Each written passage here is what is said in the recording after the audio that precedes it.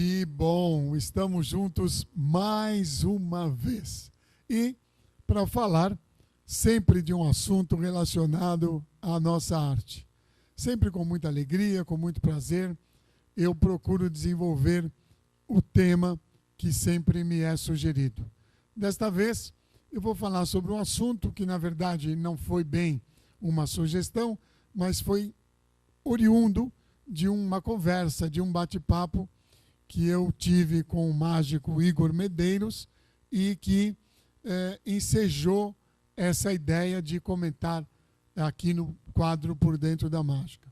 Hoje eu vou falar sobre a apresentação de pequenos números ou números de close-up num show de salão.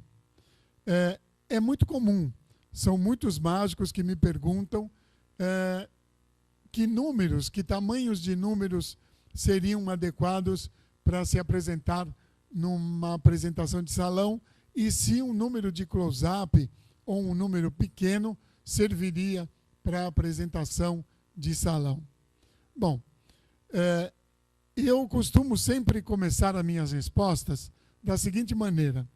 Eu assisti David Copperfield no ginásio do Ibirapuera com uma lotação de aproximadamente 10 mil pessoas, ele fazendo um número na plateia, que era o número onde as alianças e anéis das pessoas, do público, se encaixavam uns nos outros. Numa plateia de 10 mil pessoas, seguramente. E todas as pessoas que estavam lá viram e enxergaram o que ele fez. Por quê? Porque ele tinha tecnologia. Ele tinha uma câmera seguidora e tinha também os telões. Tudo isso era projetado nos telões gigantes do ginásio e que todos poderiam ver bem de pertinho. Então, se o mágico dispõe dessa tecnologia, hoje não existe mais números pequenos que não possam ser apresentados em qualquer lugar.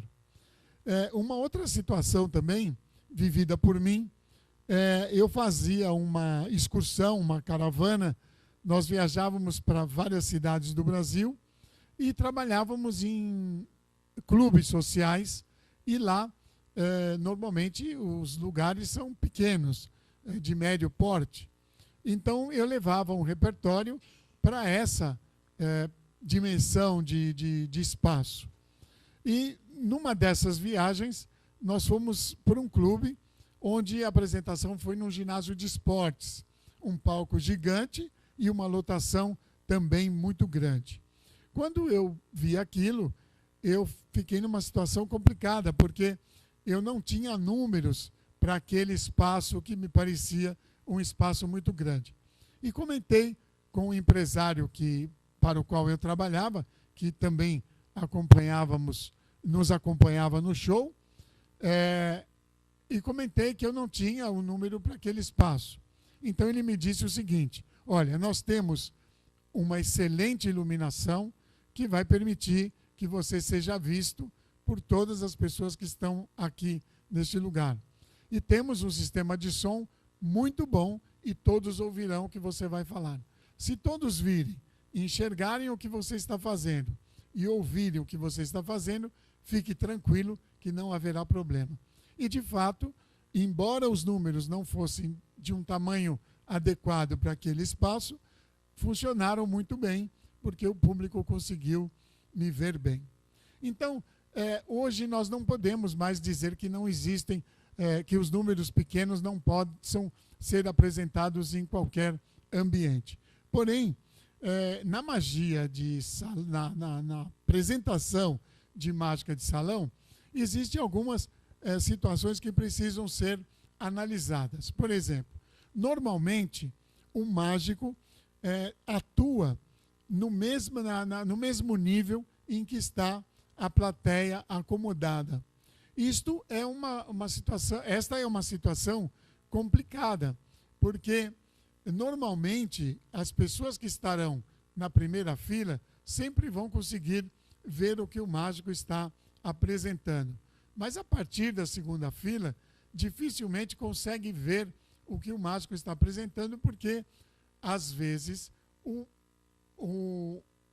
espectador que está na frente pode impedir a visão do que está atrás.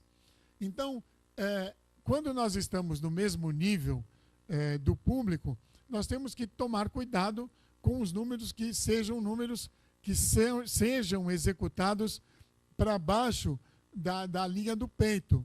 Porque se você for fazer um número, por exemplo, o cadarço que amarra sozinho, ou então a aparição de uma carta na meia, e estiver no mesmo plano que está o público, com certeza eles não vão, além da primeira fila, não vão enxergar o que você fez, porque eles não conseguem ver aquilo que está acontecendo naquela posição lá embaixo. Então, se você vai num salão, supondo que você vá fazer números dessa natureza e o salão tenha palco, o ideal é que esses números sejam feitos e apresentados no palco, porque assim o público terá a oportunidade de ver e enxergar o que você apresentou. Uma outra situação, também bastante interessante e que deve ser levada em consideração, é como o público está acomodado.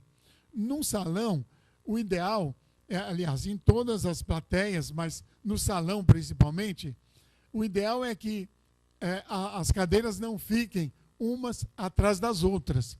O interessante é que colocada a primeira fila, a segunda fila, as cadeiras sejam intercaladas entre os vãos de uma e outra cadeira. E assim sucessivamente nas filas que vão se sucedendo para trás. Porque assim o que acontece?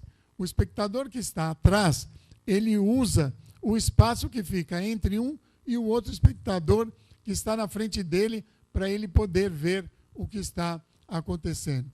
Então, esta acomodação é muito importante.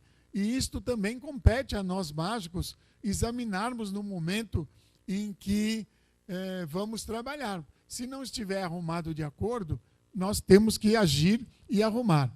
Eu já fui salvo por muitas situações onde o público estava bem acomodado nesse sentido e foi possível enxergar bem tudo aquilo que eu estava apresentando. Mas exigiu um esforço. Eu me lembro de um último show que fiquei quase 2 horas arrumando mais de 200 cadeiras para poder deixá-las exatamente como elas precisariam estar lá. Uma outra situação também bacana que você pode adotar quando está trabalhando no mesmo nível que os espectadores, no mesmo plano, é trabalhar em semicírculo, acomodar a plateia em semicírculo, porque assim você abre muito mais o campo e as pessoas conseguem ter mais espaço para poder te enxergar. Então você sabe, um número bem visto, um número bem acompanhado pelo espectador é realmente o segredo do sucesso. Então você não pode vacilar nessa situação. Ficam aí as dicas, a mim me parecem dicas importantes e que nem todos os mágicos levam muito em consideração. Está dado o recado. O mês que vem eu estou de volta com mais um Por Dentro da Mágica. Um grande abraço para você, que o Dom Bosco nos proteja, nos acompanhe e estamos aí fazendo mágica e amando cada vez mais esta arte que nos encanta. Muito bom. Eu não digo sempre que é uma aula de mágica. Aprendeu certamente coisas interessantes e importantes, né, para a sua carreira como mágico. São detalhes, às vezes, que passam despercebidos e não podem passar despercebidos. E é preciso que alguém nos oriente, nos alerte, nos ensine. E o quadro Por Dentro da Mágica tem esta finalidade.